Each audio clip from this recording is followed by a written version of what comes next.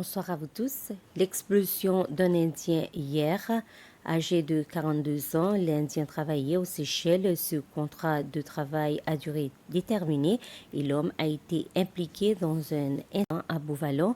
Selon la police, l'homme aurait porté un masque pour prendre des photos de filles et de femmes en bikini sur la plage de Beauvallon.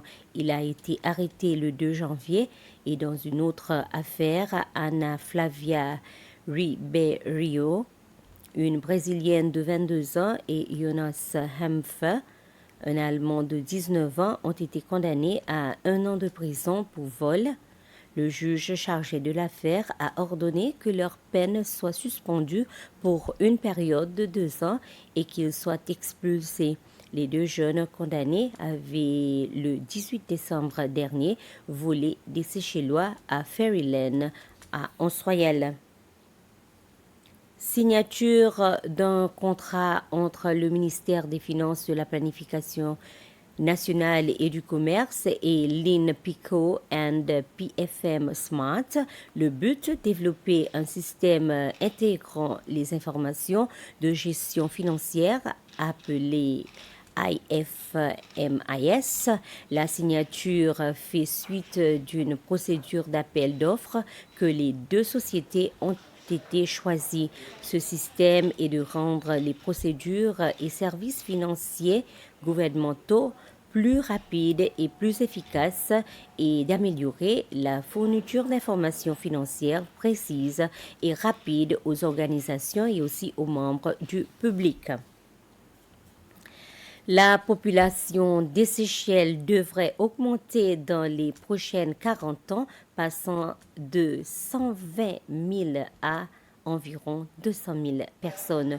Une déclaration provient de la statisticienne Émile Niel Elisabeth à la suite de la publication du Bureau des statistiques sur l'accroissement de la population des Seychelles de 2024 à 2064. Cette prévision comprend 2 volets, l'un couvrant la population entière, incluant les immigrés, et l'autre portant uniquement sur les Seychellois. Les facteurs pris en compte dans cette prévision sont les naissances, les décès et les immigrations. Le bureau du président a annoncé la nomination du nouveau conseil d'administration de l'Institut de développement de la petite enfance ICD et la commission d'appel.